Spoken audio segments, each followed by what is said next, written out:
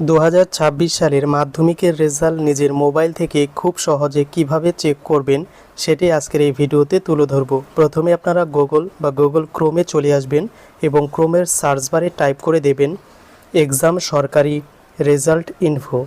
এই এক্সাম সরকারি result info লিখে সার্চ করে দেওয়ার পর প্রথমে একটি ওয়েবসাইট চলে আসবে, এক্সাম সরকারি রেজাল্ট ইনফোর অফিসিয়াল ওয়েবসাইট। এই লিঙ্কের উপর একবার ক্লিক করবেন।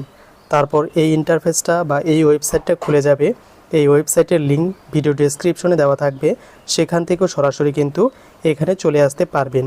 এবং এখানে আসার পর নিউ আপডেট এই সেকশনে নিচের দিকে চলে আসার পর দেখতে পারবেন ওয়েস্ট বেঙ্গল 10-12 রেজাল্ট 2026। এই লিঙ্কের উপর এখানে ক্লিক করবেন।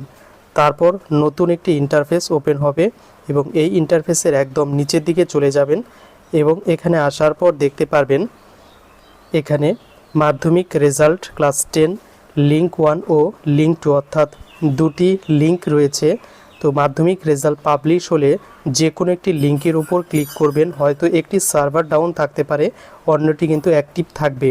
যেহেতু অনেক স্টুডেন্ট বর্তমানে বিভিন্ন ওয়েবসাইটে মাধ্যমিক রেজাল্ট চেক করবে, তাই এখানে কিন্তু তেমন ট্রাফিক জ্যাম থাকে না, তাই এখানে অবশ্যই ইজিলি চেক করতে পারবেন। তো যে কোনো একটি লিঙ্কে ক্লিক করবেন, এরপর এই ইন্টারফেসটা ওপেন হবে এবং ওপরে লেখা থাকবে মাধ্যমিক পরীক্ষার রেজাল্ট 2026।